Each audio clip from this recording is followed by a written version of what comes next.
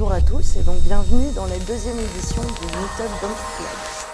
Aujourd'hui, on va avoir donc une description de l'école en premier temps, donc avec une description du projet pédagogique de l'école, avec ici Mikey Kraus et Philippe Buisson qui vont pouvoir un petit peu nous expliquer comment fonctionne l'école. Et dans un deuxième temps, on aura un témoignage d'élèves actuels et d'anciens élèves. Donc déjà, Mikey, je vais commencer par te poser la question. Je tiens également à préciser que c'est rediffusé sur Instagram en direct. Et à la fin, il y aura un chat auquel vous pourrez répondre et on pourra répondre aux questions que vous poserez.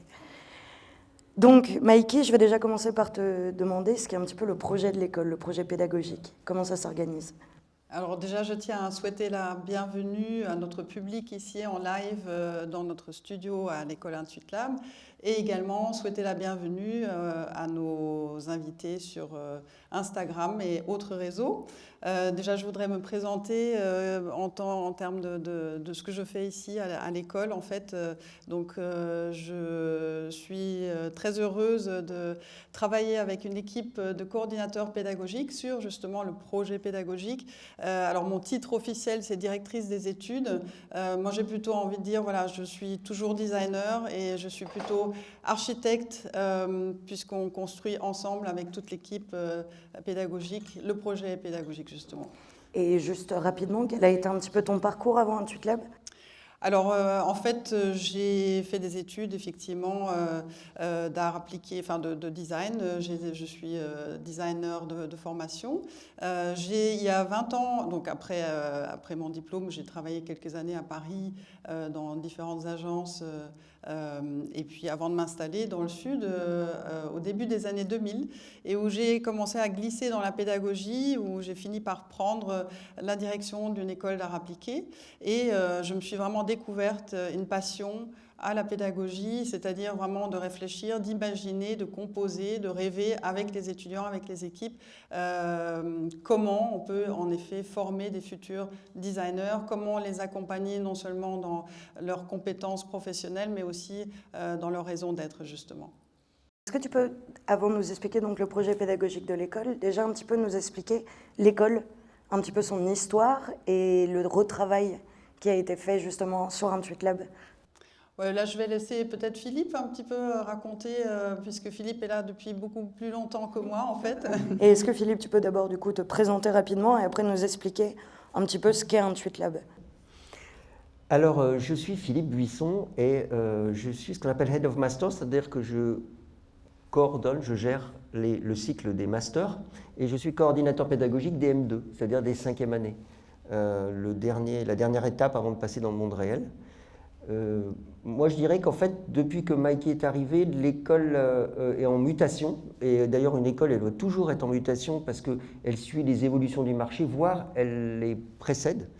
Parce qu'en fait, on forme des étudiants pour les 5 ou 10 ans qui viennent et pas pour tout de suite. Donc, en fait, on leur apprend à apprendre. Et puis également, on les fait travailler de plus en plus en mode lab, en collectif. Parce que c'est comme ça qu'ils vont vivre leur vie professionnelle de plus en plus. Et je dirais qu'il y a un élément très important qui change beaucoup de choses en tous les cas, pas seulement en cycle master, mais essentiellement en cycle master, c'est de faire en sorte que les étudiants se posent la question de ce qui les anime, pourquoi ils sont là. Et donc a été intégré depuis cette année des labs en fait sur le why, on appelle. C'est-à-dire avant de faire des choses, c'est pourquoi je suis là, me poser la question de qu'est-ce qui m'anime, et ensuite tout ça pouvant être traduit dans un portfolio qui fera en sorte que ce ne sera pas le portfolio de tout le monde, mais un portfolio unique avec une raison d'être de chaque étudiant. D'accord, merci beaucoup. Et donc du coup, Mikey, on t'écoute un petit peu pour nous expliquer le projet pédagogique. Alors je tiens effectivement beaucoup à ce qu'on dise projet pédagogique avant programme pédagogique, parce qu'un programme pédagogique finalement ce sont des emplois du temps, ce sont effectivement des plannings, et le projet pédagogique, derrière se cache effectivement une vision et un engagement. Alors notre engagement justement à l'égard de nos étudiants, je me redéfinis moi-même tous les ans effectivement quelle est ma raison d'être, qu'est-ce que je dois faire pour justement animer les étudiants. Donc en fait une phrase qui résume assez bien l'engagement qu'on tient auprès de nos étudiants, c'est en anglais évidemment, « We aim to create the greatest environment to study and to work ». C'est-à-dire au quotidien, on s'efforce effectivement à créer le meilleur environnement qui soit pour que nos étudiants soient bien. Un étudiant qui est bien, un créatif qui est bien dans ses baskets, eh bien, il est inspiré, il a de bonnes idées. Donc ça, c'est vraiment, je dirais, voilà, ce qui est notre leitmotiv. Au quotidien, donc, on se pose vraiment la question, puisque c'est des métiers en mutation constante, comment on peut effectivement transmettre cette matière pédagogique, cette matière du design à nos étudiants.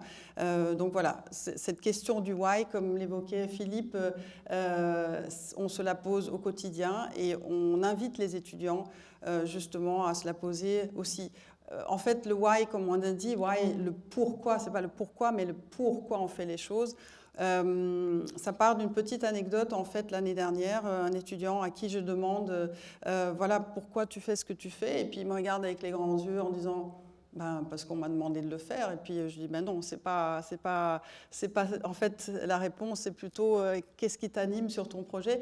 Donc en fait, on remarque que les étudiants ont tendance à se focaliser sur un rendu, sur une note. Donc vraiment, on ralentit à chaque fois le processus en se posant la question pourquoi tu es là, pourquoi tu fais ce que tu fais. Et donc le why est devenu vraiment l'un des grands piliers de notre projet pédagogique.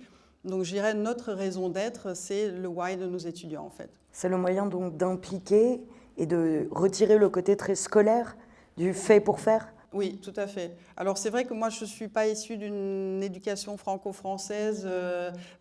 J'étais à l'école allemande à Bruxelles, donc, où effectivement l'après-midi, au lieu d'être en cours, on fait du sport.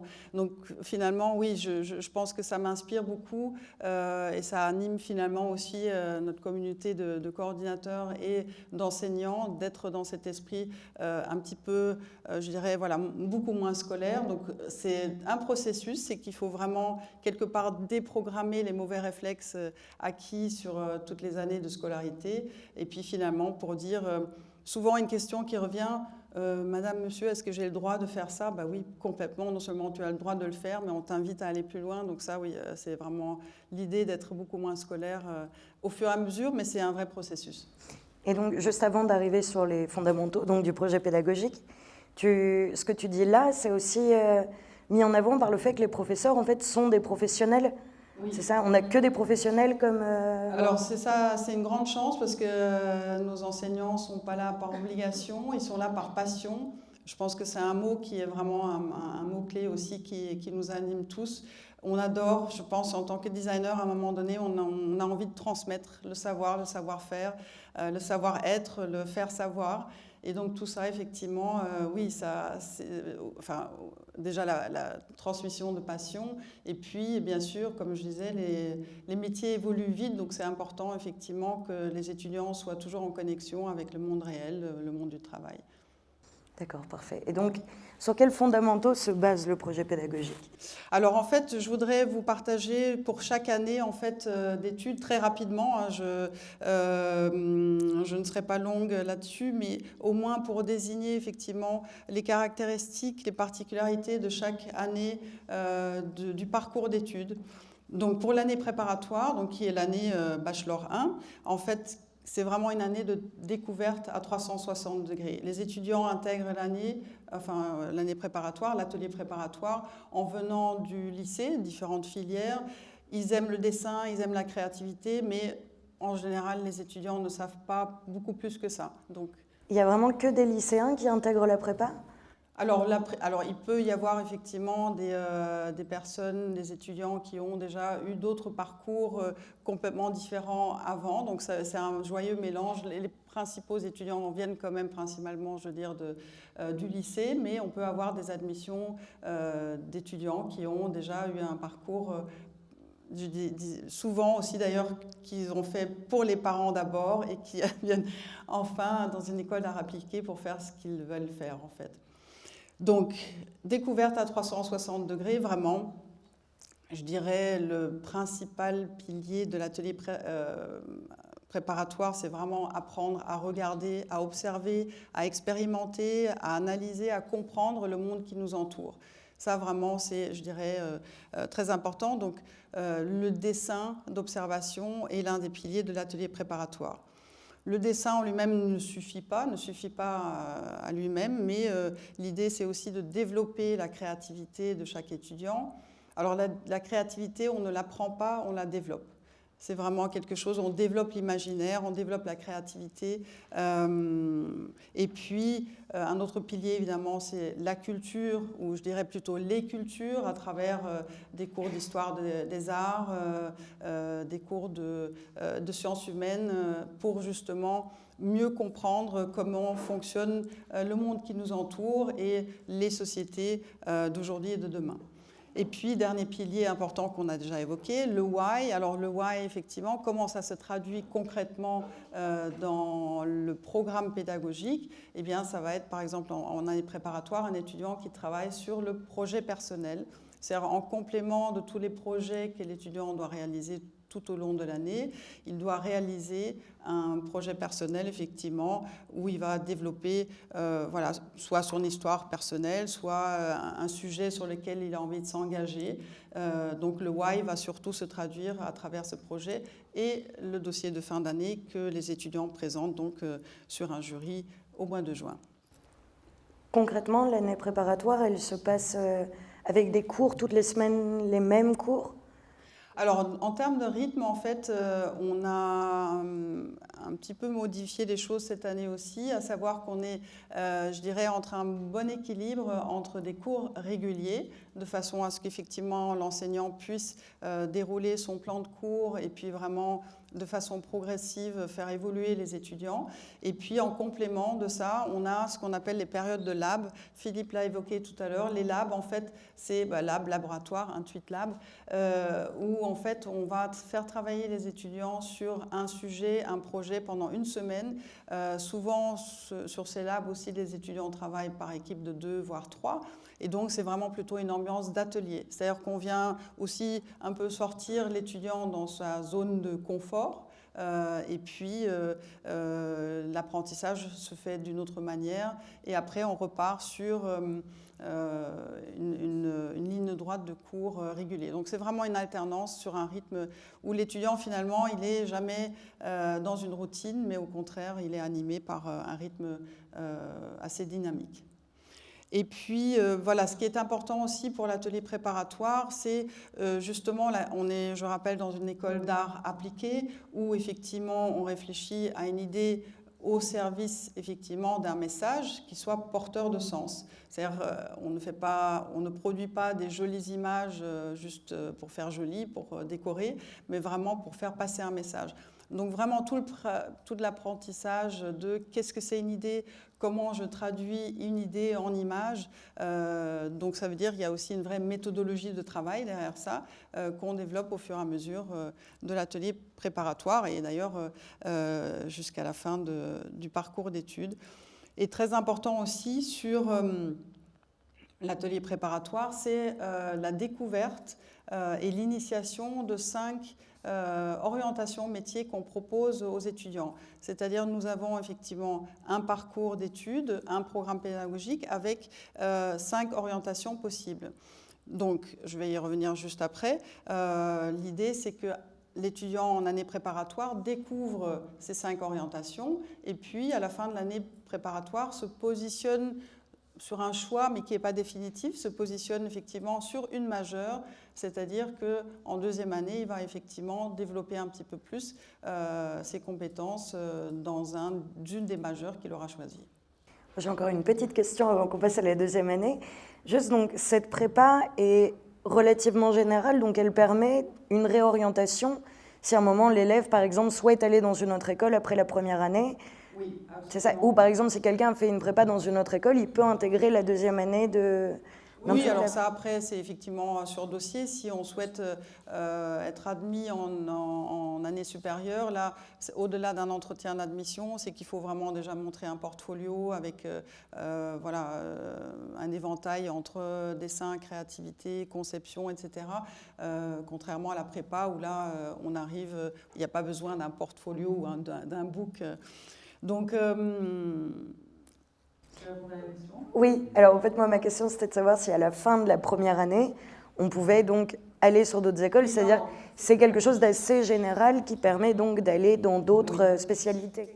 Absolument. Éventuellement, en tout cas, oui, c'est suffisamment ouvert puisqu'on apprend vraiment les bases des métiers, du design, de la création, de la communication visuelle, du digital, etc. Donc, si l'étudiant souhaite, même s'il souhaite faire de l'architecture par la suite, c'est possible dans la mesure où en année préparatoire, on va vraiment aborder les fondamentaux des arts appliqués. On va développer son œil, on va développer son sens critique pendant un an. Tout à fait. Le sens critique aussi très important. Oui. Très bien.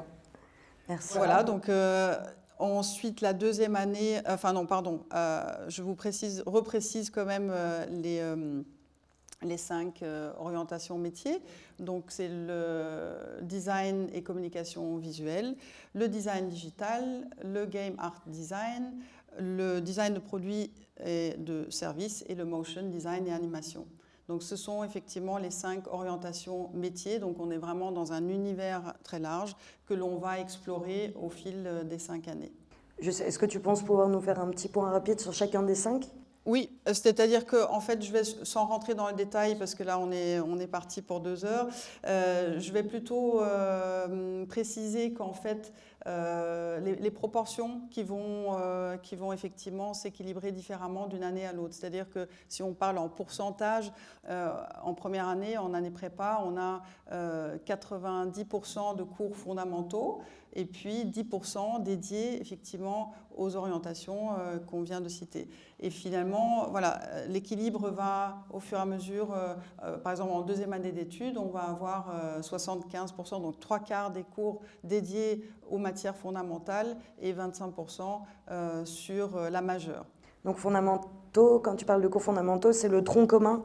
Alors voilà, les cours fondamentaux, c'est vraiment le tronc commun qui gravite toujours autour la notion de conception, du processus créatif, de la culture, des cultures, de la technique évidemment, l'apprentissage des différents logiciels et puis le why. Donc ça, c'est vraiment le pilier central, l'ADN de chacune des années du parcours d'études. Et puis voilà, quand on arrive en master, on peut parler effectivement de spécialisation puisque l'équilibre s'inverse, on est à 60% dédié, enfin en Master 2 on est à 80% dédié à la majeure et à 20% sur le tronc commun. Donc vraiment l'avantage effectivement de ce programme, c'est vraiment qu'on évolue de façon transdisciplinaire et qu'aujourd'hui, on le sait, alors certes, c'est un positionnement de l'école qui est de former plutôt des généralistes spécialisés. C'est-à-dire qu'on forme des futurs étudiants, enfin des futurs plutôt designers, directeurs artistiques, qui sont capables de réfléchir à une bonne idée, de développer un concept, de donner une esthétique à ce concept et à travers effectivement les 5 disciplines avec un champ d'expertise, un domaine d'expertise au niveau master. D'accord, ok, parfait. Merci beaucoup. Donc tout à l'heure, on reviendra sur l'approfondissement des 5. On peut balayer. Oui, on peut le faire comme ça maintenant, si tu es d'accord avec ça, Jeanne. Clairement, très clairement. Donc en deuxième année d'études, là pour le coup, on est vraiment dans l'immersion des métiers, de la création, du design, et puis effectivement on approfondit, comme je disais, la majeure choisie. Je rassure nos étudiants, on peut encore changer de majeure si toutefois l'étudiant le souhaite. L'idée au concept, c'est-à-dire on passe effectivement de l'idée en année préparatoire au concept déjà, donc les notions de storytelling, comment raconter une histoire, comment donner une esthétique effectivement à une idée, donc là on est plutôt sur la notion de direction artistique. Ça c'est amorcé de façon très progressive dès la deuxième année, et puis le why évidemment qui se traduit aussi en deuxième année par un projet personnel, par le portfolio. Pour le coup, on prépare vraiment un portfolio en fin d'année, on accompagne les étudiants dans l'élaboration de leur portfolio, et puis le stage donc, à faire entre la deuxième année d'études et la troisième année de bachelor de minimum 6 semaines. Je fais rapide. La troisième année d'études, qui est l'année Bachelor 3, qui est l'année de consolidation. Effectivement, je dirais à la fin de l'année, on est capable vraiment d'analyser et comprendre un brief client, de proposer une solution et un concept pertinent et de donner, d'imaginer une direction artistique qui soit au service du concept. Et le why en troisième année se traduit par également un projet personnel, le portfolio et puis le stage qui s'annonce également de Master 1 puisque en premier semestre Master 1, les étudiants démarrent par un stage de 4 mois. Et puis pour terminer sur le cycle master, donc on est vraiment sur un cycle bachelor et le cycle master, ça c'est important qu'on ne dissocie pas les années mais plutôt que les deux cycles sont très complémentaires et le master 1 et 2 c'est vraiment finalement une suite logique qui est en effet le cycle professionnalisant. Donc là, on n'est plus dans le fait de répondre à un besoin, mais dans le fait d'anticiper effectivement un besoin. Donc souvent, on parle de solution designer ou de problem solver, souvent en association du principe de proposer effectivement d'anticiper les besoins de demain. Se rajoute également en master, mais je laisserai après Philippe le soin de rentrer un peu plus dans le détail, une approche stratégique et entrepreneuriale. Néanmoins, on préserve évidemment l'approche créative. Donc ça, c'est super important. Attention, ce n'est pas parce qu'on arrive en cycle master que tout d'un coup, on oublie tout ce qu'on a fait les 3 ans au préalable. Mais au contraire, ce qu'on cherche vraiment, c'est à développer des compétences et des portfolios, des étudiants avec des portfolios singuliers. Donc ça, c'est très important de préserver la personnalité de chacun, de trouver le bon équilibre entre répondre à un besoin, mais également ne pas oublier ce qu'on est capable de faire en tant que créatif. Et le why, en fait, pour le cycle master, eh bien, ça se traduit en projet de fin d'études en année master 2, le projet de stage donc, qui se fait au premier semestre de master 1, et puis il y a le projet d'alternance qui se profile à l'horizon pour l'année master 2, où on passe 3 semaines en entreprise, en agence, et 1 semaine donc à l'école. Justement, tu voulais encore...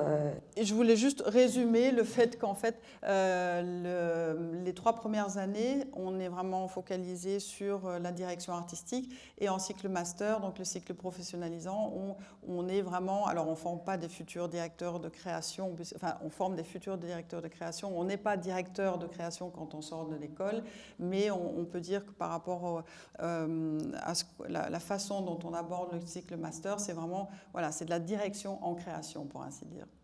D'accord, très bien, merci beaucoup. Et Philippe, je vais en profiter.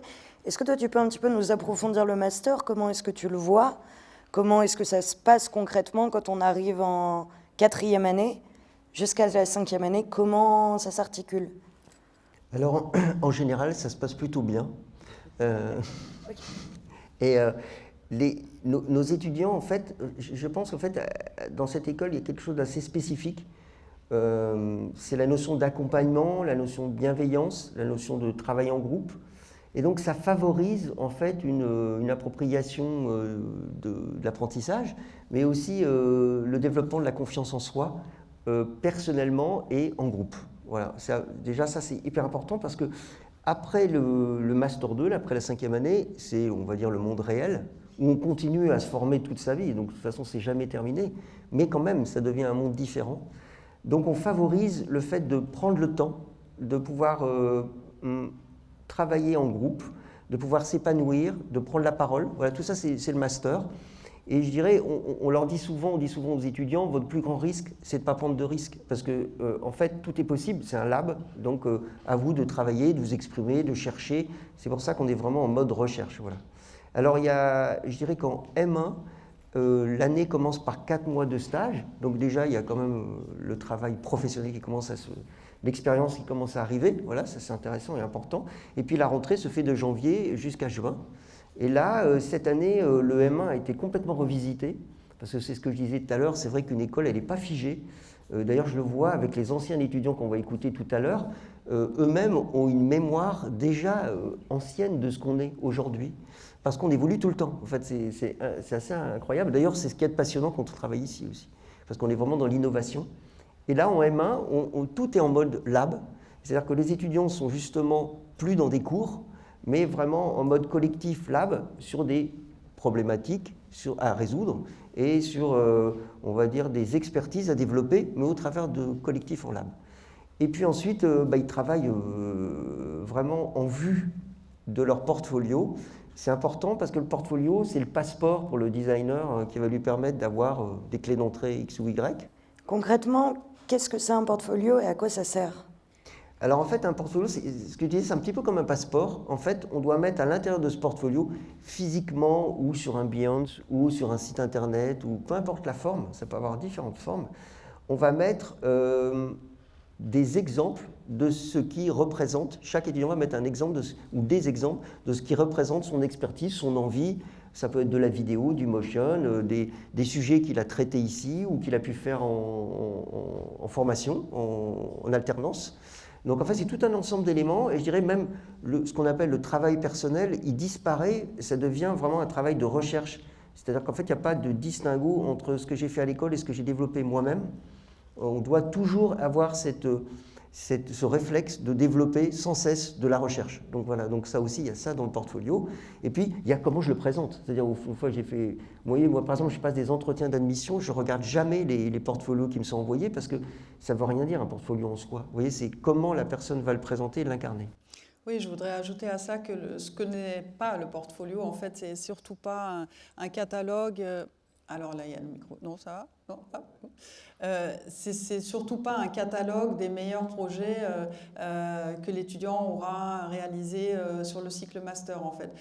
Plus largement, autour du portfolio, on travaille vraiment sur le positionnement de l'étudiant, c'est-à-dire quelle place j'ai envie de prendre en tant que designer aux côtés des autres designers déjà sur le marché.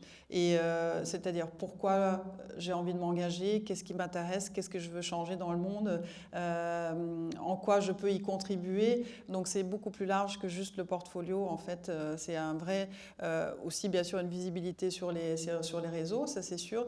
Mais au-delà de tout ça, c'est vraiment, voilà, je dirais un jeune créatif designer avec une vraie vision. Parfait. Moi, tout à l'heure, a été évoqué le terme lab pour la 5e année. Concrètement, qu'est-ce que c'est et comment ça fonctionne, vu qu'il y a une alternance? Alors, en cycle master, nous appelons ça les master labs, justement, c'est toujours cette logique de lab, mais dans les cycles master.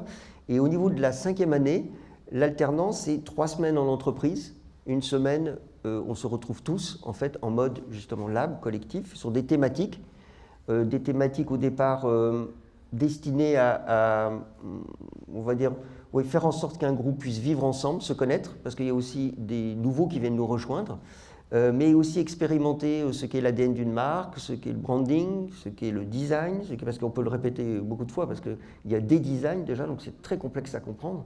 Donc c'est expérimenter tout ça pour pouvoir, après, en parallèle, puis ensuite, le mettre, le formuler, l'exprimer dans un projet de fin d'études, qui on pourrait dire c'est 10 mois de travail pour 10 minutes de présentation devant un jury pro formé de CEO d'agences, d'entreprises, de directeurs de création. Donc là, c'est le marché qui juge, et pas du tout nous.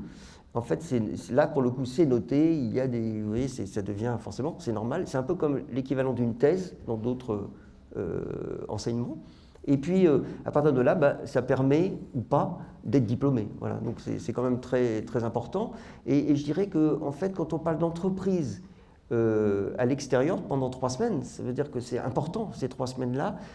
Par entreprise, on entend toutes les agences, c'est-à-dire agences de design, web design, corporate, publicitaire, etc., event, il y a beaucoup de types d'agences différentes, petites, grandes, studios de création, comme entreprises, studios intégrés du type Hermès, Tupperware, Carrefour, etc. Et start-up aussi, parce qu'il y a beaucoup de start-up qui ont besoin d'experts en design. Et voilà, donc déjà tout ça, ça fait tout un écosystème avec lequel l'école est extrêmement bien implantée et a une bonne réputation. Donc ça favorise les alternants, les contrats qui doivent être trouvés, parce que ce n'est pas évident. Vous voyez, pour vous donner un ordre d'idée, cette année, on doit avoir un peu plus de 75, on a eu à un moment donné un peu plus de 75 stages en M1, et plus de 92 alternants en M2. Ça fait beaucoup de monde, donc ça veut dire que tout ça, c'est égal ça en entreprise, c'est énorme. Donc en fait, pour que tout le monde trouve, il faut vraiment que l'école ait une bonne réputation dans le marché, un bon lien avec le marché aussi, parce que ça se développe forcément avec des tuteurs, des tutrices, voilà. Et puis une diversité aussi, parce que nos étudiants ne sont pas tous pareils. Il y en a qui vont rechercher dans la rédaction, d'autres qui vont rechercher vraiment dans la pure création, d'autres qui vont rechercher dans la publicité, c'est complètement différent, oui, c'est des mondes totalement différents. Et après, moi je dirais, quand les étudiants, on va pouvoir l'entendre avec les alumni, quittent ici l'école et qui sont diplômés, tout commence en fait. C'est un peu le début, parce que ça se poursuit sans cesse. On les suit toujours en tant qu'anciens étudiants, on est toujours en contact avec eux pour les guider, leur donner des idées de job à trouver ou de relations, parce qu'en fait on a un réseau ici, c'est ça aussi que les étudiants ont en passant par l'école, forcément, c'est qu'ils font partie d'un réseau, voilà, ça c'est hyper important. Et à partir de là, ils trouvent leur voie propre. C'est-à-dire qu'on va le voir avec les témoignages, c'est jamais la même chose. Et c'est ce qui est assez captivant. Et ça, peut-être, je le dis surtout pour les parents qui ne connaissent pas ce milieu, voire même les étudiants qui ne le connaissent pas. C'est vrai qu'on peut penser que c'est peut-être un peu fragile ou artistique avec des guillemets. Vous voyez, c'est ce côté qui rend un tout petit peu incertain l'avenir. Ben, pas du tout, en fait. C'est d'abord beaucoup un champ d'action et de possibilités très très large. C'est-à-dire qu'aujourd'hui, on a des étudiants qui gagnent très bien leur vie, qui sont youtubeurs ou youtubeuses. Aujourd'hui, l'influencing se développe. 60% des jobs qu'ils trouveront dans 5 à 10 ans n'existent pas encore. Vous voyez, on est plutôt là-dedans. Donc, on est dans une formation qui est là pour apprendre à apprendre et ouvrir les esprits, mais pas pour rentrer dans un couloir ou quelque chose de trop... Voilà. Mais ça va bien avec ce que tu disais tout à l'heure, quand tu disais que l'école était en mouvement. Le projet pédagogique est en mouvement parce que le monde évolue. Là-dessus, c'est... Oui, absolument. Effectivement, la pédagogie, c'est une matière organique, c'est en perpétuel mouvement, effectivement, parce que les métiers le sont. Donc, surtout pas rester dans sa zone de confort et garder, comme disait Charlotte Perriand, effectivement, l'œil en éventail, c'est super important. Est-ce que vous avez encore quelque chose à rajouter, messieurs, dames ? On aurait plein de choses à rajouter, mais je pense que ça va se faire aussi de façon naturelle quand, avec nos anciens, nos étudiants qui sont encore dans l'école. Encore une fois, tout à l'heure, il y aura les questions et là, vous aurez le micro pour y répondre. Donc, je vais vous proposer d'échanger vos places avec Ariane et Emma.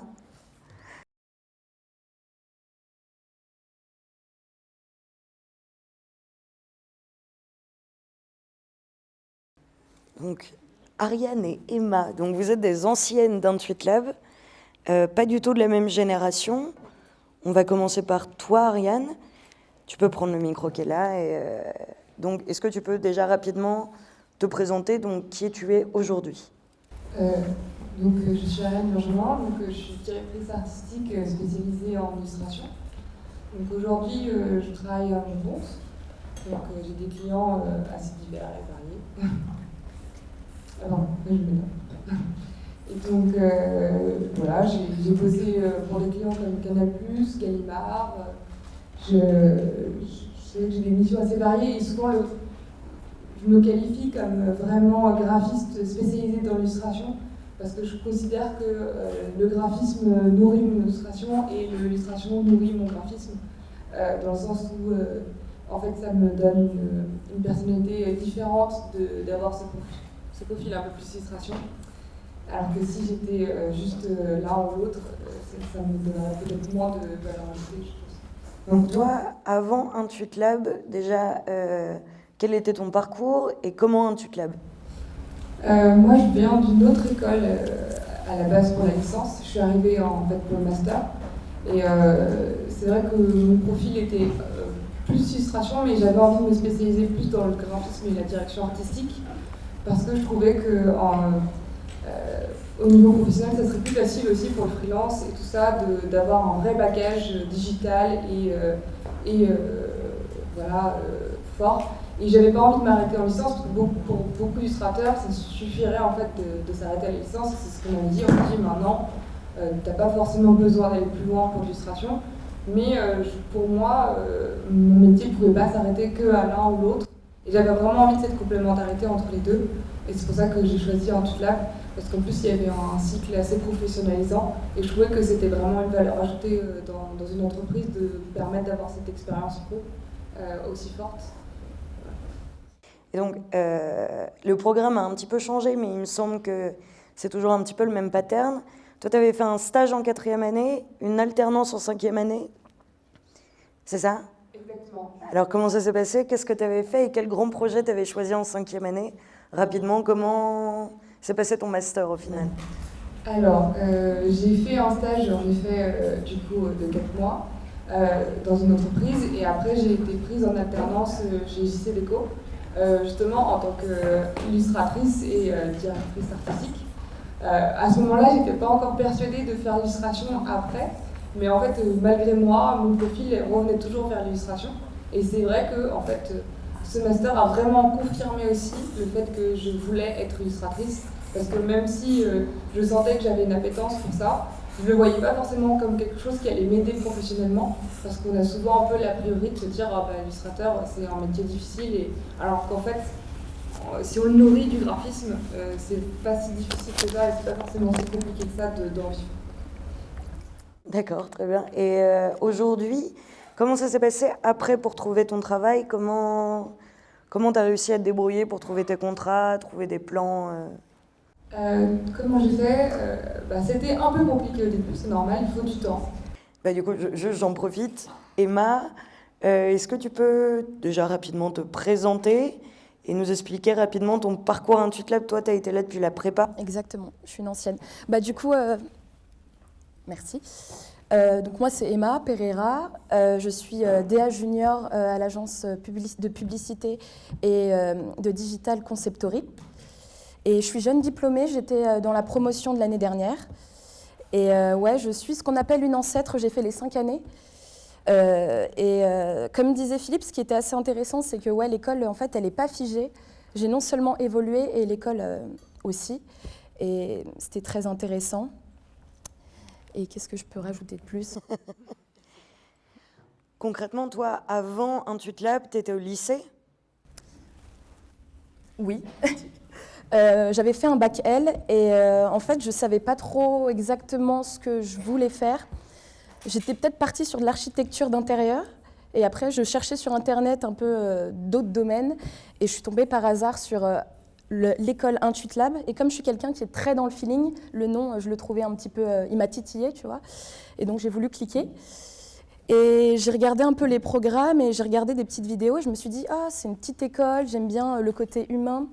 Je me suis dit pourquoi pas, et au pire, en prépa, si ça ne me plaît pas, je partirais. Et en fait, y a eu des cours qui m'ont vraiment intéressée et je ne regrette pas d'être restée. Et j'ai beaucoup de questions, mais déjà, maintenant que c'est terminé, moi, il me semble que tu as monté quelque chose, une entreprise, comment ça se passe? Alors, pas encore, mais c'est en cours. En gros, j'ai fait 6 mois de chômage. Et en fait, ce qui était assez intéressant, c'est que j'ai voulu prendre mon temps. En fait, j'ai pas voulu tout de suite foncer dans une agence. J'ai voulu déjà me reposer un peu pour faire la transition vie étudiante et la vraie vie. Et j'ai eu des petits projets et en fait, j'étais un peu... Personne ne me répondait, tu vois. Il y avait un peu de... on envoie des candidatures et personne ne te répondait. J'étais un peu en mode, Emma, fais un petit peu des petits projets à côté. Et il y a toujours un truc qui m'a plu, c'était en fait le design textile, en particulier la sérigraphie textile. Et j'avais envie de créer en fait une marque de vêtements, streetwear. Certaines personnes s'expriment sur des toiles, d'autres sur les ordis. Et moi, j'avais envie de m'exprimer sur le textile. Et donc, c'est en cours probablement fin 2022. Voilà. Et donc, toi aussi, pareil, Ariane, ça a été par la recherche après Intuitlab que tu as commencé à trouver tes projets. En fait, après Intuitlab, il y a un moment où tu te formes, où tu te découvres. Tu as ce moment où ça se termine et où tu deviens l'adulte, en fait. Tu n'es plus l'étudiant, tu deviens le professionnel. Comment ça s'est... C'est un peu comme toi, Emma, j'ai eu besoin aussi un peu de temps. Je me suis laissée 6 mois en me disant... Parce que moi, j'avais un projet de BD que j'avais écrit Et je voulais le mettre en place et voilà, j'ai cherché un certain nombre d'éditeurs. C'est très très dur de se faire éditer aujourd'hui, surtout quand on n'est pas connu et qu'on n'a pas un réseau de dingue, ce qui était mon cas. Et donc ça n'a pas forcément abouti à quelque chose, mais j'ai commencé à avoir des clients qui m'appelaient de temps en temps. Et comme je n'étais pas dans l'urgence, j'ai été assez sélective aussi sur les contrats que j'acceptais en freelance. Et petit à petit, il y a eu de plus en plus de choses. Et j'avais pas cette pression aussi de survie parce que grâce à l'alternance, j'avais le chômage qui m'a vraiment été d'un énorme confort. Et parce qu'en fait, quand on monte un projet, c'est important, je trouve, de se dire j'ai le temps. Ouais. Et je sais que j'avais lu que dans toutes les entreprises qui marchent, pour faire un chiffre d'affaires, il faut au moins 3 ans avant de vraiment réussir à vivre. Et je sais que, j'ai l'impression d'y arriver alors que ça fait pas tout à fait 3 ans. Et je pense que c'est important d'avoir ça en tête. Quand on monte un truc, il faut du temps. Il faut de temps en temps. Et vraiment, c'est ça. C'est bon. N'hésite pas à rebondir si... Non, mais je suis tout à fait d'accord, c'est pour ça. En gros, pour mon projet, je pourrais tout de suite commencer, mais j'ai envie de prendre mon temps et de développer le concept. Comme à l'école, on a appris ça, je veux prendre mon temps et bien faire ça en réfléchissant au résultat. Alors moi, j'ai une petite question. Le fait d'être passé par Intuit, c'est aussi avoir rencontré d'autres créatifs, d'autres directeurs artistiques. Est-ce que ce cercle-là, aujourd'hui, vous sert encore, aussi bien amicalement que professionnellement? Est-ce que ça vous a aidé? Est-ce que ça vous a permis aussi d'échanger avec d'anciens collègues et de dire parfois c'est galère et puis parfois c'est très cool? Est-ce que ça vous aide, ça vous accompagne? Oui, certainement. C'est vrai que moi, ça m'a permis parfois de trouver certains clients.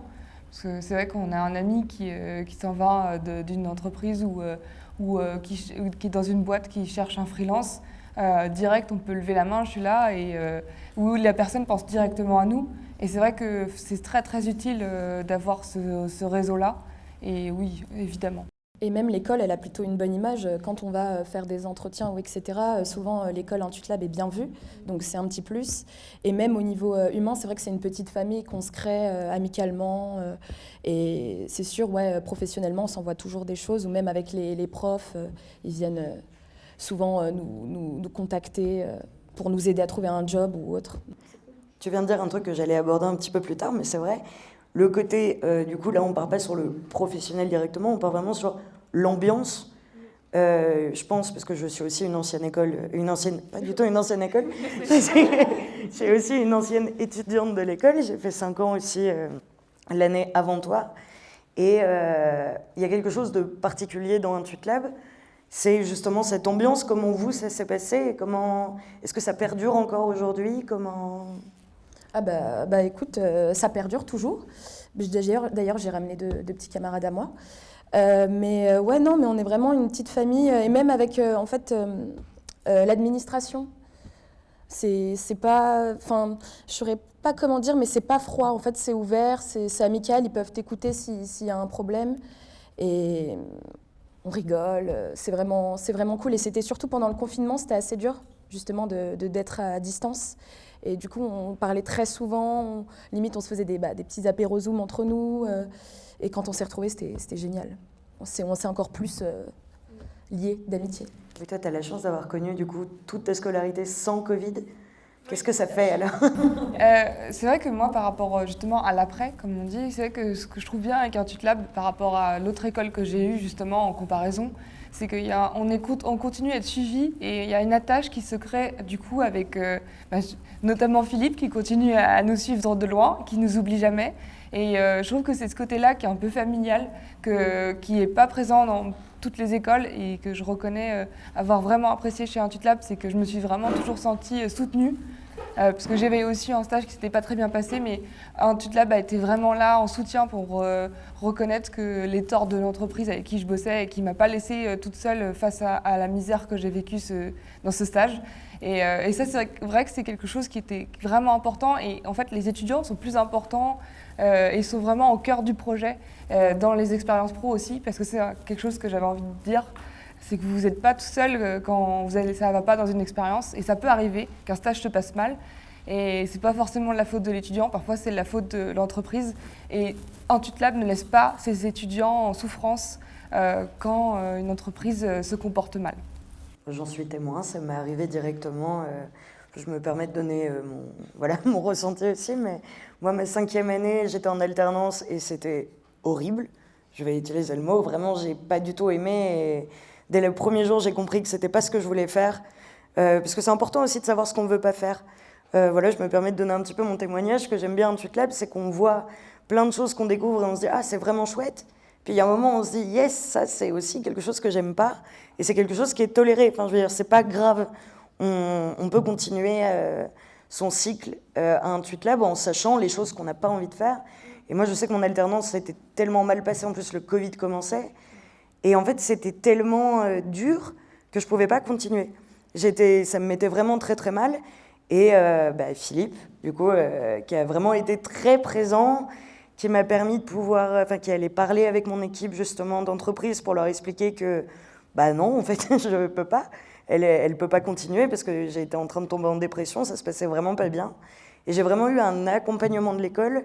Il y a vraiment eu quelque chose qui a été réglé avec l'administration de l'entreprise pour que je continue à avoir mes droits, que je puisse quand même passer mon diplôme, mais qu'en même temps, je ne sois plus dans cette entreprise qui n'était vraiment pas faite pour moi. Et je pense que, je trouve que c'est important ce que tu dis. C'est vraiment important de pouvoir parler du fait que c'est normal, comme partout, c'est humain. Et dans l'humain, il y a des fois où ça ne se passe pas bien. Et c'est pas grave. Et en fait, il y a vraiment cette démarche-là. Bon, j'imagine pas qu'un TweetLab, mais je sais qu'un TweetLab, elle est vraiment présente de OK, par exemple, la typographie, c'est pas ton truc, c'est pas grave. Il y a d'autres choses qui sont ton truc, tu vas pouvoir les pousser. Justement, c'est assez nouveau d'avoir 5 directions. On n'avait pas ça quand moi j'étais à l'école. Je te parle de ça, c'était... Mais on n'avait pas la possibilité d'avoir une spécialité. Et en fait, je trouve que c'est bien, parce que ça permet aussi de dire, voilà, la typographie, c'est pas ton truc, c'est pas grave. Et justement, c'est quelque chose qui se pousse. Toi, du coup, ça t'a permis de voir ce que tu voulais pas faire, j'imagine ? Exactement, et aussi d'être exigeant au niveau des... Parce que moi, c'était plus un rapport humain qui allait pas. De dire, j'ai pas envie de bosser dans ces conditions-là. Et c'est vrai que ça a aussi poussé le fait que je me suis rendu compte que j'avais envie aussi d'être à mon compte, parce que j'aimais pas forcément les fonctionnements parfois de certaines entreprises. Et je pense que j'aurais pas pu m'en rendre compte sans les expériences que j'ai eues justement grâce à un TweetLab. Et le fait aussi, c'est vrai, d'avoir une expérience d'1 an, c'est énorme en fait dans le CV. Quand on ressort de là, on peut vraiment le valoriser comme une expérience, comme un CDI ou un CDD qui est forte. Et ça, c'est un énorme plus après, quoi. Et surtout quand on veut se lancer à son compte. Parce qu'il faut avoir eu des expériences concrètes et un peu longues. Toi, après ton alternance, du coup, parce que je crois que tu n'as pas encore vraiment parlé de cette alternance, comment ça s'est fini avec eux ? Est-ce que ça a continué ? Est-ce que tu es resté en contact avec eux ? Est-ce que tu as des collègues même de ton année qui sont restés employés ? Comment ça s'est passé ? Moi, j'ai toujours eu des bonnes expériences. En gros, j'ai fait une alternance chez l'annonceur, chez Figare, une marque de vêtements de prêt-à-porter spécialisée dans la chemise. Tu peux juste expliquer ce que c'est l'annonceur et pas l'annonceur ? En gros, l'annonceur, c'est tout ce qui n'est pas une agence. c'est les marques, voilà, pour dire... C'est travailler directement pour la marque et pas pour une agence qui bosse pour une marque. Exactement. Et du coup, ça s'est super bien passé. Moi, j'étais dans le social media. J'étais la directrice artistique junior. C'est beau. Et écoute, on s'occupait des shootings et autres. Il y avait une très bonne ambiance. Et en fait, moi, on se voit toujours. On boit des verres. Ou après mon alternance, on m'a contactée pour du free. Donc, s'il y a besoin d'une petite mission, comme j'ai déjà bossé avec eux, ils me contactent directement. Donc, c'est très cool. Et on se voit en dehors. Ok, donc du coup, on vous parle à la fois d'agence et de freelance. Toi, par exemple, tu fais les deux. Tu as été en agence ou tu as fait que du free ? J'ai été en agence, oui. J'ai fait des CDD en agence. Et j'ai bossé aussi en tant que free pour des agences. Et j'alterne un peu les deux. Et chez JCDecaux, j'étais en fait au sein d'une agence intégrée à JCDecaux qui s'occupait du coup de la direction artistique, mais en fait liée au mobilier urbain. Donc c'était vraiment, on recherchait en fait comment déployer les concepts publicitaires avec le mobilier urbain de JCDecaux. Et donc là où ma patte illustration a servi, c'était qu'on faisait beaucoup de refs en dessiné pour expliquer aux clients comment ça allait se passer. Et voilà. Une petite question comme ça, vos stages, vous les avez trouvés toutes seules ? Un tweet vous a aidé ? Comment ça s'est passé au niveau de la recherche des stages et de l'alternance? À moi toute seule. Toi toute seule? Le stage toute seule, mais l'alternance, c'était, je l'ai rencontré à un salon. En fait, j'ai été contactée directement par JC Déco à Intuit Lab. Pourquoi? Parce qu'il y a eu un salon à Intuit Lab où tu as pu présenter ton projet? C'est ça, exactement. En fait, on avait chacun un stand et on présentait à la fin de l'année à des entreprises nos projets. Ça, c'est vrai que c'est très intéressant cette partie-là parce que beaucoup de mes camarades ont trouvé aussi leur alternance par cette rencontre. Et à ce meeting, en fait, il y a une personne de JC Déco qui a pris mes coordonnées, qui m'a rappelé derrière pour me dire qu'elle serait intéressée pour me prendre en alternance.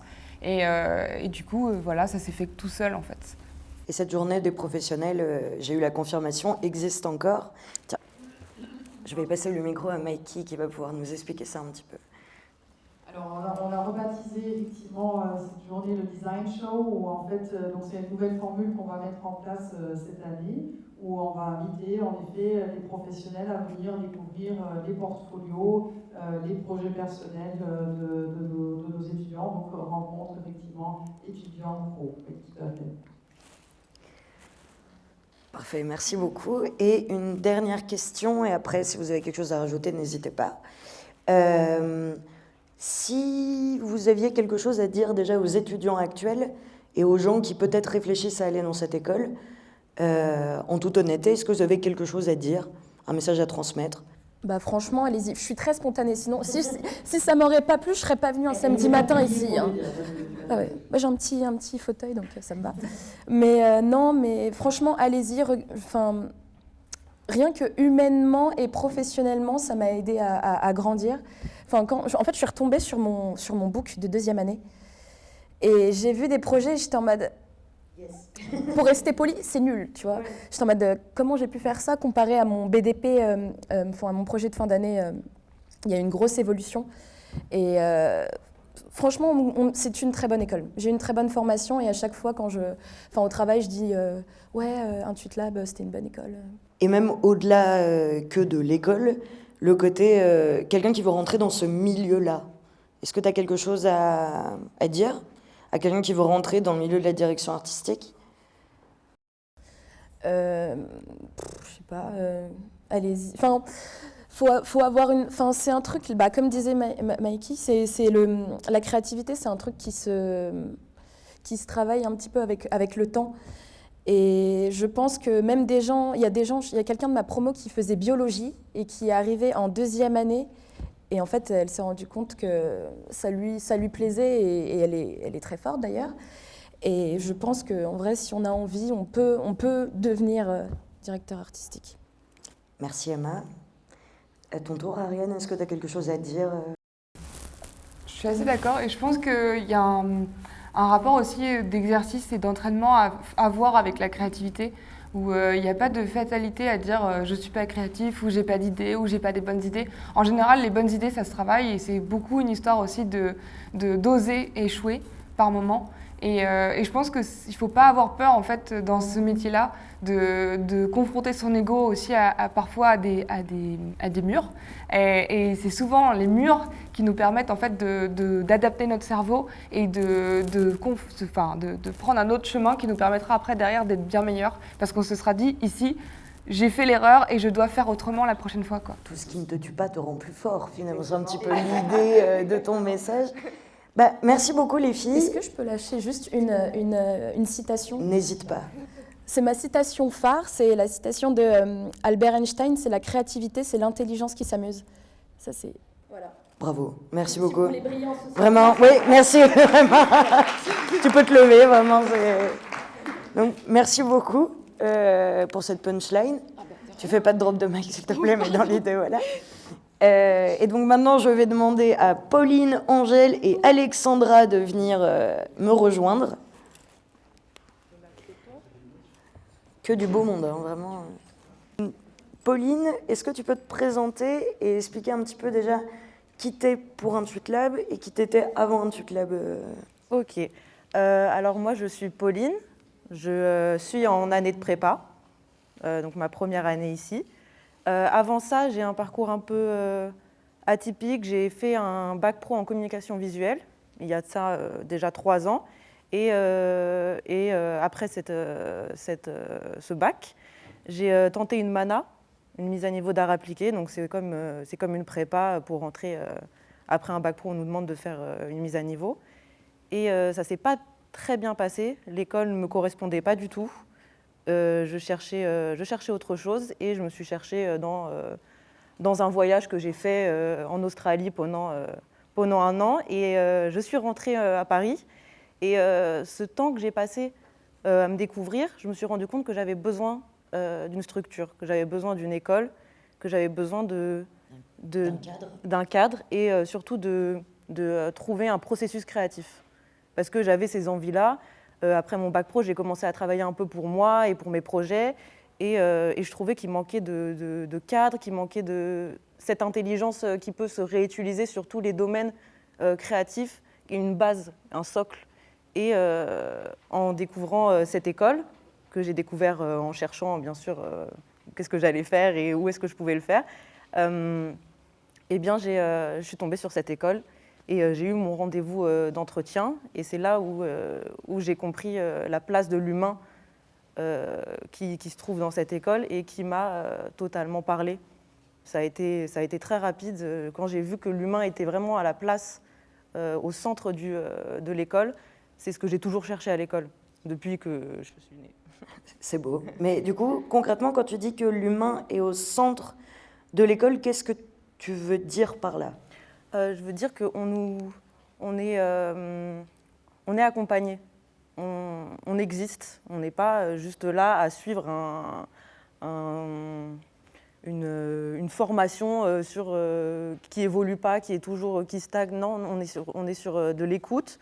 On interagit beaucoup, les intervenants, que ce soit dans les labs, les workshops ou même dans les cours qu'on a. On est en total contact avec les professeurs, avec les intervenants. On peut poser nos questions, on apprend tous les jours. Et si on a un peu d'audace, eh ben ça peut aussi avoir des discussions qui ont un sens et qui nous aident à découvrir ce qu'on veut faire un peu plus précisément. Pour rejoindre un petit peu ce que tu dis, je m'en avant vers mon expérience personnelle, mais je pense que ça va bien avec ce que tu dis et ce que vous allez dire juste après. Il y a le côté il n'y a pas de formatage. On n'essaye pas de faire en sorte que tout le monde dessine pareil, tout le monde propose la même chose. Il y a vraiment le côté on va te donner un brief, tu as 30 personnes qui font le brief, tu as vraiment 30 résultats archi différents qui n'ont rien à voir. Moi, je repense à mon master où quand tu vois les résultats à la fin de l'année, on était 50, moi je crois, dans ma promo, et on avait vraiment 50 résultats qui n'avaient rien à voir avec juste le cahier des charges qui nous avait été donné. Et c'est ça un petit peu que tu mets... Ouais, exactement. Tu l'as mieux dit que moi, mais oui, c'est à peu près ça. Oui, c'est qu'on peut... Il n'y a pas un schéma classique. C'est-à-dire que tout le monde avance à son rythme, mais il n'y a pas cette pression lui qui va aller en premier ou lui qui est meilleur que l'autre.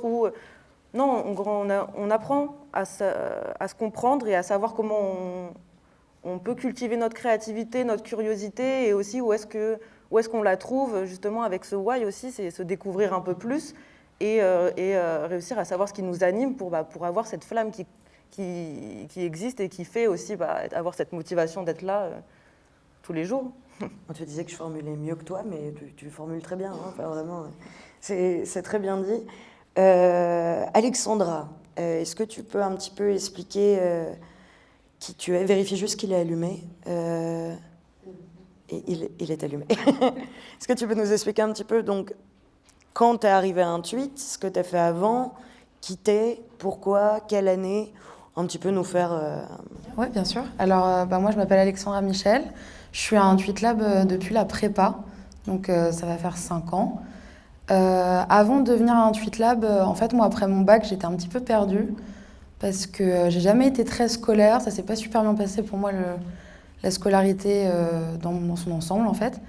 Et j'avais décidé d'aller voir un conseiller d'orientation qui m'avait déjà aidé à trouver mon lycée, mon internat, et qui m'avait déjà bien sauvée dans ma scolarité. Et c'est lui qui m'a indiqué Intuit Lab à la suite de questionnaires de personnalité, etc. En fait, ce qui ressortait, c'est que j'avais besoin d'un environnement familial d'une petite structure où, comme tu l'as dit tout à l'heure, l'humain est au centre. Et en fait, grâce à lui, j'ai été dirigée vers Intuitlab parce que juste avant, j'avais fait un petit peu de fac, théâtre, art du spectacle, arts et médias, puisque j'ai toujours été passionnée de théâtre. Et ça s'était pas très bien passé, justement, à cause de ce côté très grand. En fait, dans la fac, tu es un petit peu un numéro parmi tant d'autres, on connaît pas trop ton prénom, tu recroises jamais vraiment les mêmes gens, donc tu crées pas de lien.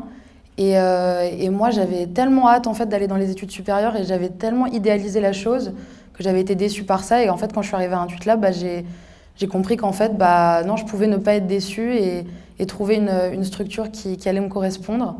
Et depuis, je n'ai pas été déçue. Voilà, c'est la 5e année, c'est bientôt la fin. Du coup, c'est un petit peu triste aussi. Mais voilà, c'est la meilleure expérience que je pouvais avoir. Ok, Angèle, tu vas pouvoir te présenter et comme ça après vous allez pouvoir un peu expliquer par quoi vous êtes passée pendant Intuitlab. Donc Angèle, qui es-tu Bonjour déjà. Je m'appelle Angèle Pivert et pareil qu'Alexandra, je suis là depuis 5 ans et du coup je suis en 5e année. On a été d'ailleurs en prépa toutes les deux dans la même classe. Et moi j'ai un parcours classique avant, j'étais en bac général en spécialité ES. Économique et sociale, pardon. Et puis ça a été, j'hésitais justement à faire soit de l'économie, soit aller dans le milieu artistique. Et j'ai passé pas mal d'entretiens, j'ai testé un peu les deux. Et l'entretien que j'ai passé avec Intuitlab, il m'a vraiment permis de savoir que c'était là que je voulais être. Parce que quand j'ai présenté des projets, donc au début on arrive, on essaye de faire une espèce de book, mais ça ressemble plus à des projets très scolaires de dessin, d'illustration, de choses comme ça. Et j'ai vraiment apprécié qu'on passe un entretien qui a duré vraiment presque plus d'1 heure, où chaque projet était vraiment étudié, voilà, c'était super intéressant. Et moi, j'ai connu Intuitlab parce que mes 2 parents sont dans le milieu. Et dans ce milieu-là, l'école est connue pour être une bonne école. Et ils m'en ont parlé, ils ont demandé dans tous les gens qui connaissaient de leur milieu ce qu'ils pensaient des différentes écoles. Et Intuitlab est beaucoup ressorti. Donc voilà. Du coup, toi aussi depuis la prépa, Oui. Alors d'un point de vue stage, d'un point de vue alternance, d'un point de vue, déjà stage-alternance, vous les avez trouvés toutes seules, l'école vous a aidé, ça s'est bien passé, vous avez découvert ce que vous aimiez, ce que vous aimiez pas, comment... Moi, en stage, j'ai fait un stage dans une agence qui s'appelle Server & Co. Et je le connais parce que j'avais un contact dedans que je connaissais. Et donc, je n'ai pas vraiment trouvé par moi-même toute seule. Et l'école m'a pas forcément aidée pour ça, même s'ils envoyaient énormément de candidatures, de demandes de stage. Et ça s'est super bien passé. C'était super. Et j'ai découvert du coup un domaine, mais un domaine où je ne voudrais pas travailler plus tard, parce que le domaine du luxe, dans le spiritueux, cosmétique, beaucoup de packaging. Et du coup, j'ai découvert que moi, je ne voulais pas faire de packaging plus tard. Et après, pour l'alternance, ça, j'ai trouvé toute seule, en envoyant plein de bouteilles à la mer, en espérant que quelqu'un en découvre une. Et puis, ça se passe super bien. Parce que j'ai fait un premier stage de 6 mois là-bas. Après, ils m'ont gardé en alternance là actuellement. Et ils aimeraient bien aussi après me garder par la suite. Et ça marche très bien. Et c'est quoi comme type de spécialité ? Alors, c'est une agence qui s'appelle Advitam. Et en fait, on travaille pour beaucoup de clients différents. J'ai pas beaucoup l'impression qu'ils aient une spécialité en particulier parce qu'ils aiment travailler dans le domaine culturel, comme travailler avec des grosses entreprises du CAC 40. Par exemple, on travaille avec Air Liquide, qui est une grosse entreprise. On travaille avec la Cité universitaire de Paris aussi beaucoup. On travaille avec des petits podcasts, avec beaucoup de choses différentes. Et c'est ça qui me plaît énormément.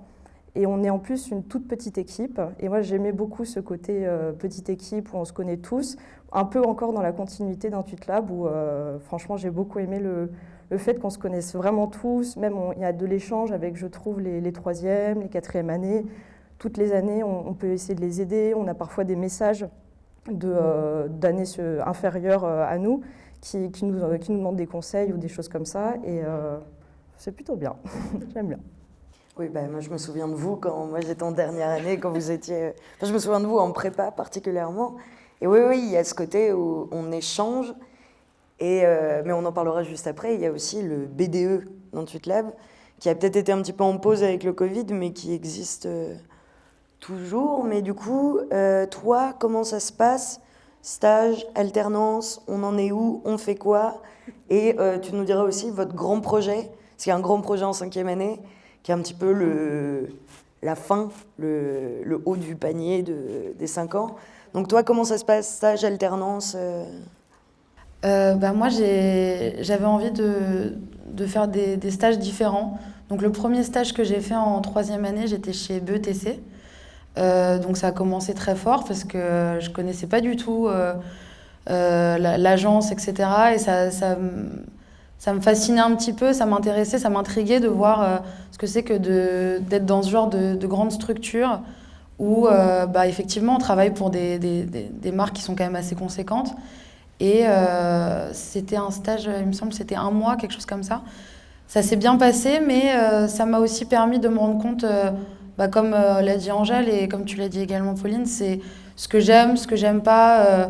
Donc bonne expérience, mais pas forcément ma voie. Pour le stage de 4e année, j'ai travaillé dans une entreprise qui est spécialisée dans la fausse fourrure pour le monde du luxe comme du prêt-à-porter, etc. Mais qui travaille avec quand même énormément de marques. Et là, j'ai découvert l'univers de tout ce qui est sustainable, écologie, etc. Et en fait, je me suis vraiment découvert c'est pas vraiment une passion, mais vraiment quelque chose qui m'intéresse et que je trouve en plus qui a du sens. Et en fait, moi, je me suis toujours dit, c'est super en fait de ce qu'on fait parce qu'à la fois, on véhicule des messages, etc. Mais je trouve que c'est encore mieux quand ça a du sens. Et quand ça a du sens également sur que ce soit les enjeux énergétiques, etc. Donc en fait, ça m'intéresse vraiment de me spécialiser là-dedans après ma 5e année. Et de découvrir comment on peut faire évoluer justement à travers le design, à travers la communication visuelle, justement ce côté écologique, comment est-ce qu'on peut aider à notre échelle la planète. Et là, pour mon alternance, je suis dans une petite start-up qui a 6 mois et qui déjà fait énormément de choses, qui s'appelle Drinkwater. C'est une marque d'eau fonctionnelle qui en fait utilise des bouteilles en aluminium pour lutter justement contre la surconsommation de plastique. Et donc du coup, je m'inscris encore dans cette lignée où voilà, j'essaye un petit peu de prendre conscience des choses qu'on peut faire pour améliorer. Et en fait, c'est super d'avoir la vision aussi entrepreneuriale de quelqu'un qui monte ça face à des géants de la grande distribution parce que des marques d'eau, c'est pas ce qui manque. Et de voir comment il arrive à se faire un chemin qui n'est pas forcément facile, mais qui est légitime. Et donc, c'est super intéressant, c'est hyper enrichissant. Et puis, l'avantage des petites structures, des startups, parfois, quand on cherche des stages, c'est bien aussi de se dire que ce n'est pas forcément les grands noms qui font l'importance de l'expérience. C'est parfois dans les petites structures où on va avoir encore plus d'impact, qu'on va avoir encore plus d'échanges avec les gens, qu'on va avoir une place importante. Donc, moi, je le conseille quand on cherche des stages. Il ne faut pas toujours se dire je cherche le nom le plus connu, l'agence la plus grande, etc. Parfois, c'est dans les petites structures qu'on apprend le plus de choses. Donc, moi, je suis ravie de mon alternance et voilà. Trop bien. Ça mériterait des applaudissements, Brice. Bravo, mais... Ah bah, yes. Non, mais c'était fort. Mais oui, ça va aussi avec le côté... Je me permets de revenir vers l'école. Le côté, on est dans une toute petite école.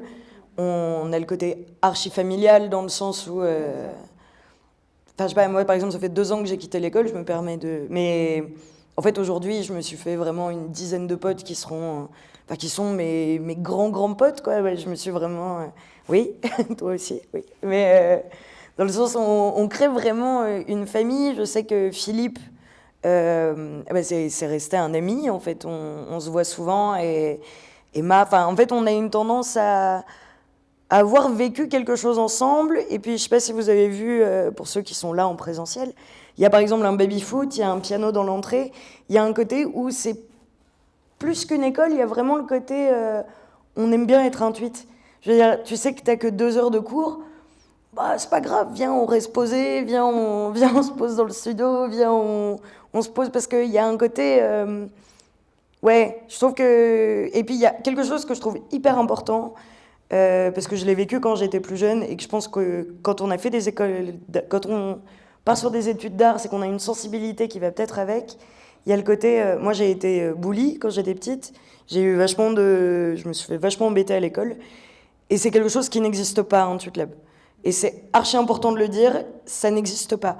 Si jamais il y a un élève qui commence à se faire... Enfin, en fait, je ne vois pas comment ça serait possible, mais j'ai l'impression que tout le monde est très, très vigilant à ce que ça n'arrive pas. Et tu viens avec tes différences. Tu peux être vraiment très chelou, parce que c'est le concept en général quand tu viens... Non, mais dans le sens, quand tu fais une école d'art, c'est souvent que tu as une sensibilité particulière, donc tu es carrément en décalage avec les gens ordinaires. Mais je trouve que c'est important, l'administration fait gaffe à ça, les profs font gaffe à ça, même nous on fait gaffe à ça. C'est-à-dire même si tu t'entends pas archi bien avec quelqu'un, il n'y aura pas de discrimination, il n'y aura pas de violence, il n'y aura pas de méchanceté avec les gens. Pardon, désolée, j'ai vu un geste, je ne comprenais pas si ça me concernait ou pas, mais dans le sens, il y a vraiment cette dimension-là, et voilà, je tenais à la mettre en avant, parce que c'est quelque chose qui peut poser problème dans pas mal d'écoles, et ici, la discrimination, il y a vraiment, je pense, un travail de tout le monde pour que ça n'arrive pas. Pauline. Du coup, toi, quels sont un peu tes objectifs pour les 4 ans qui te restent à Intuit ? Est-ce que déjà, tu penses faire les 4 ans ? Est-ce que tu as déjà une idée un peu de ce qui t'intéresse, de ce que tu n'aimes pas Oui, moi je suis quand même venue ici avec des attentes. Je savais déjà un peu où je voulais aller. J'aimerais me diriger vers de la communication visuelle. Ce qui m'a fait venir ici aussi, c'est ce côté global. On touche à tout. On n'a pas une spécialité directe, donc on est quand même sur une enveloppe de choses. On est capable de comprendre les notions d'à peu près chaque thématique, chaque spécification. Et c'est ça qui est intéressant, parce que ça permet de pouvoir rebondir de manière différente et avec des techniques ou des idées qu'on n'aurait pas forcément eues autrement qu'avec justement ce cercle. Moi, je le vois comme un cercle, tout est connecté. Moi, je le vois quand je suis en cours, ce que je vais faire en volume. Je vais pouvoir l'utiliser dans mon projet de créativité, comme ce que j'apprends en dessin, je vais pouvoir l'utiliser pour les cours de couleur. C'est en constante interaction. Et c'est ça, moi, qui me stimule. Moi, je sais que j'ai besoin d'être stimulée et de ne pas être bloquée dans une spécialité. Enfin, je sais que ça me freinerait. Donc moi, j'ai envie de ça, et je trouve que pour moi, la communication visuelle ou la direction artistique permet d'interagir avec tout ce monde-là. Donc c'est ça que moi j'aimerais faire. Juste une question, tu as dit que c'était... qu'est-ce qui t'intéresse, qu'est-ce que tu as envie de faire ? Tu as dit la communication visuelle. Communication visuelle. Qu'est-ce que tu entends par communication visuelle ? Ouais, c'est quand même assez vaste. Voilà, c'est ça, c'est vaste. Bon, moi j'ai un attrait, c'est personnel, j'ai un attrait pour tout ce qui est papier, impression et aussi interaction. J'ai envie de faire interagir les gens. J'ai envie que la personne qui voit ressente quelque chose. Je veux travailler avec cette intuition et ce côté pas palpable de la chose. Et c'est ça que j'aimerais travailler dans l'énergie du mouvement ou dans la création, plutôt dans l'édition, ou peut-être même dans l'impression directement. Mais c'est ce côté-là qui, moi, m'intéresse. Vous, mesdames, merci Pauline.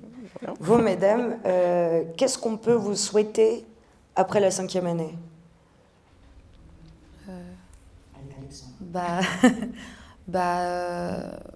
Déjà que la vie professionnelle soit autant agréable que ce qui s'est passé à Intuit Lab. C'est vrai que c'est un petit... la dernière fois, je disais à Philippe, j'ai un peu peur de partir, parce que c'est ce que tu disais, c'est très familial. C'est quand on est ici, on se sent bien. On a pris des habitudes, on a pris en fait goût à ce côté où on est tous très à l'aise ensemble, où justement il n'y a pas de compétition, il n'y a pas de compétitivité négative. Il n'y a que des gens qui s'entraident, qui se tirent vers le haut, qui essayent de trouver un petit peu les faiblesses des autres pour justement les aider à les améliorer, etc. À chaque fois que j'ai eu une question, j'ai toujours eu une réponse. Je ne me suis jamais sentie seule, etc. Et donc, du coup, ça fait un petit peu peur de se jeter l'année prochaine dans le monde professionnel, parce que j'espère que ce sera aussi agréable que tout ce qui s'est passé, et que je vais pouvoir transmettre justement cet état d'esprit dans mon travail. Et donc, je pense que c'est ça qu'on peut me souhaiter. Hein, je croise les doigts, mais j'espère que ça va être, que ça va être aussi agréable. Voilà. Je pense qu'il n'y a pas trop de risques. Je pense que ça ira. Bah, j'espère, oui. C'est jamais facile, mais... Ouais. Non, ça fait un peu peur, mais je pense que ça va le faire parce que je pense que quand on a une bonne énergie comme celle qui nous a été transmise par l'école, je pense que toi, tu dois le ressentir aussi. Enfin, ça se ressent en fait dans ce que tu fais. Ça se sent que tu es positif, que tu es joyeux, que tu as aimé ton enseignement et je pense que ça se transmet en fait. Je pense que les énergies, elles circulent, donc ça va le faire. Enfin, ce que je trouve rassurant, c'est par exemple Philippe, qui, déjà humainement, est une personne qui est agréable à continuer à voir. Mais il y a ce côté où on n'est plus à Intuit, mais ils sont quand même toujours là. Enfin, on n'est pas paumé, quoi. On sait que, je sais pas, je sais que là, par exemple, Philippe qui va manger cette semaine avec une amie à moi d'Intuit Lab, parce que ça fait du bien, en fait, d'avoir un point, de pouvoir discuter, lui poser des questions, parce que professionnellement, comme encore une fois, on est entouré de professionnels, on a l'occasion de pouvoir poser la question à des professionnels et de leur dire, c'est cool l'école, mais en vrai, ça, est-ce que ça existe vraiment? Est-ce que ça, on peut vraiment le faire? Et donc, on a la réponse honnête et sans filtre. Et parfois, c'est une petite claque parce que tu te dis, ah ouais, c'est pas comme à l'école, quoi. Mais on peut avoir ce côté. Il y en a, par exemple, qui, à mon avis, n'ont plus de suivi et ne donnent plus de nouvelles. Mais on peut avoir ce choix-là. Et c'est un choix agréable de savoir que, quoi qu'il arrive, t'as un peu fait partie d'une famille. Enfin, je dis le mot famille parce que t'as le côté... on a eu ce truc en commun. On a vécu ensemble au 90 rue de Javel pendant une période. Et c'est bien 90, hein. Mais du coup, on a ce truc marquant, cette espèce de lien entre nous. Angèle, est-ce qu'on peut te souhaiter quelque chose pour après? Ah je sais pas, de l'argent. Yes. Ça, c'est des belles valeurs, c'est cool. Non, mais je pense exactement comme Alexandra. Moi, j'ai un peu les boules, honnêtement, de quitter après l'école. Parce que ça fait du bien. Nous, on fait des gros séminaires de 3 semaines agence, 1 semaine école, et ça fait toujours du bien de reprendre un peu racine quand on revient à l'école, quoi. Ça a soufflé aussi avec les clients, les machins, les contraintes, tout ça. Mais ça va être une nouvelle aventure, on va voir. On te le souhaite. Un dernier truc dont on n'a pas parlé, on a dit qu'on en parlerait, le BDE, l'ambiance, le côté fun de l'école. En plus, non pas que la scolarité est très fun, vraiment c'est très intéressant, mais le côté purement jouasse, comment ça se passe à Intuit? J'ai l'impression que là, cette année, ils étaient plutôt actifs, hein, même l'année dernière. Hein. Ils proposent pas mal de soirées, de choses comme ça. Toi, t'as eu le droit à la fameuse intégration à Intuit, t'as eu le droit à des soirées? Oui. Alors oui, ça c'était vraiment cool. Oui, ils sont quand même assez actifs. Il y a des soirées, avec le Covid, ça a été un peu compliqué, mais là cette année c'était assez présent. Hein. Ils sont quand même bien là et bien à l'écoute. Et là, on en a une qui arrive bientôt avec plusieurs écoles d'art qui a l'air sympa. À la grande des écoles d'art? Oui, c'est celle-là. On est habillés en vert. Oh là. Et est-ce qu'il y a toujours les week-ends de désintégration il y a eu terme, c'est juste parce que c'est la fin de l'année, donc on désintègre. Alors là, j'en ai aucune idée. Pour l'instant, j'y suis pas. Mais non, pas que je sache. Pour parce que de mon souvenir, je sais que nous, on en a partagé un, de week-end de désintégration. Tu y étais aussi? Non. C'est des bons souvenirs. On veut ça, nous aussi. Voilà, encore une fois, comme on a un côté très très famille, là, tu as un côté, on est juste entre nous et on se comprend, quoi, parce qu'en fait, quelque chose qu'on n'a peut-être pas dit là, mais en fait, Intuit Lab, c'est aussi beaucoup de travail. Oui. Et il ne faut pas oublier ça. C'est-à-dire, oui, il y a le côté sympa, il y a le côté c'est chouette. Il faut bosser en vrai. Et c'est vraiment beaucoup de boulot. Et donc, en fait, on a ce côté famille aussi parce qu'on sait qu'on a vécu des nuits blanches, on sait qu'on est claqué, on sait que... moi, je me souviens d'un prof en prépa qui est génial mais qui est marquant dans le sens où il va te faire dessiner un truc, t'arrives, t'as bossé toute la nuit pour le truc et il te dit « c'est nul, déchire-le ». T'es quoi? Il fait « mais non, mais déchire-le, c'est pas bien ». Et en fait, tu te retrouves à déchirer le travail qui t'a pris toute la nuit. Mais en fait, c'est une technique pédagogique qui te fait comprendre qu'en fait, c'est pas grave, tu recommenceras et tu feras mieux. Mais je pense qu'on a tous ce truc qu'on a vécu ensemble, qui fait que c'est chouette aussi de partir en week-end tous ensemble et de mettre ça de côté. Ouais, carrément.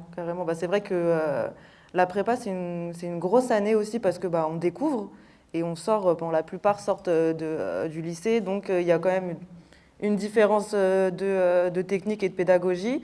Et c'est assez intéressant parce qu'on est tous ensemble et qu'on on interagit, on est tous dans la même galère, on sait que c'est compliqué, qu'il faut pas, on va pas sortir ce week-end, ou alors peut-être qu'on va tous se retrouver et on va bosser ensemble parce que ça donne un peu plus d'énergie. Et c'est ça qui crée que, en fait, à part nous, à part les personnes qui sont dans cette école, personne ne peut vraiment savoir comment ça marche, comment ça se passe.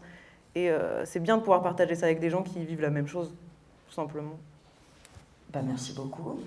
On va pouvoir passer aux questions. Si jamais vous avez des questions, quelles qu'elles soient, tout type de questions, on peut être là pour y répondre, aussi bien les anciens élèves. Il y a également le chat. Si jamais sur Instagram vous avez des questions, n'hésitez pas à les poser. On a absolument tous les participants qui peuvent y répondre. Aussi bien les gens de l'administration, les élèves actuels, les anciens élèves, on est là pour y répondre, n'hésitez pas. Un micro va pouvoir passer, donc levez la main ou mettez sur le chat si vous avez une question.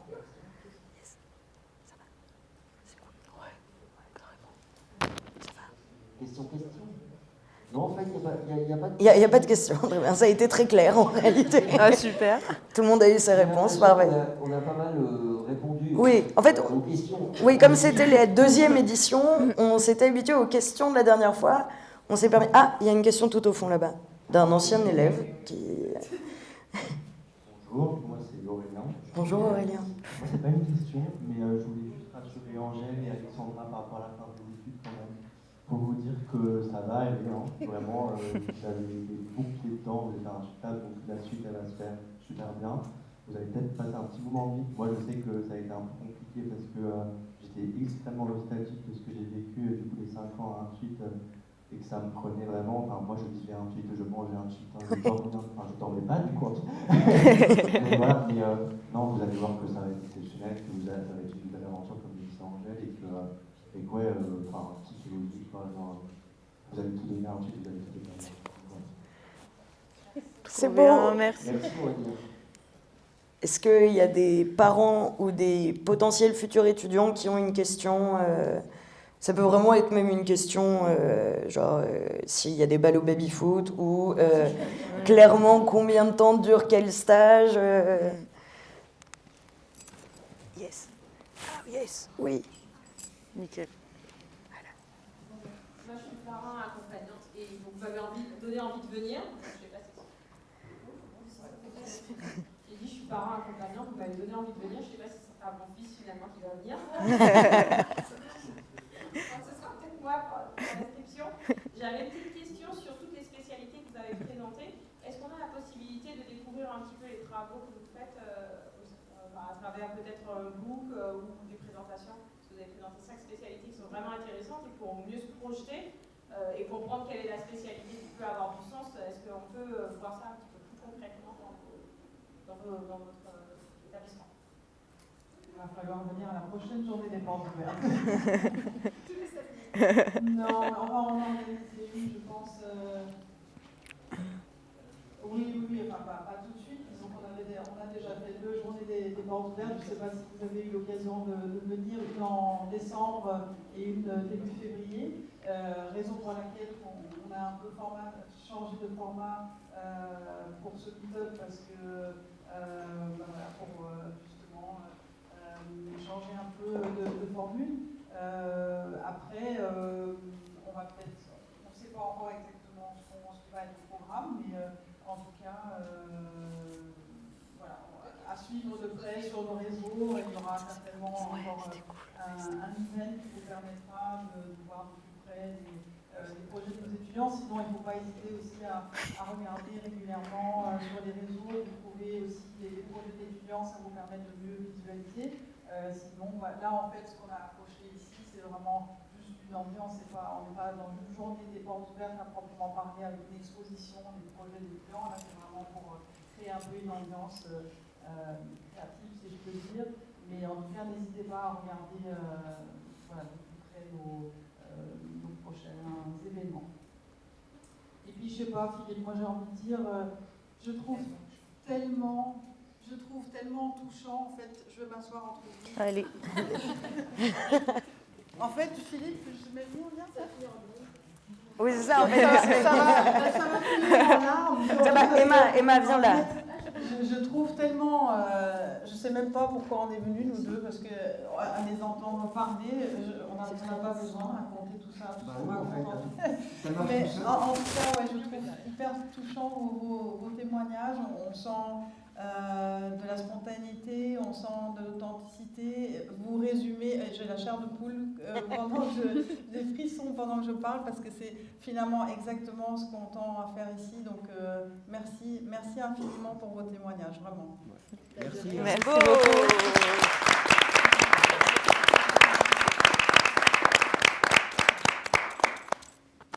Eh ben, merci beaucoup.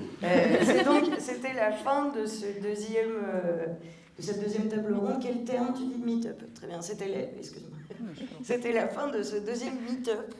Donc voilà, il va y avoir des petits extraits qui vont être republiés. Si jamais vous avez la moindre question, il y a des gens à l'accueil qui pourront y répondre. N'hésitez pas.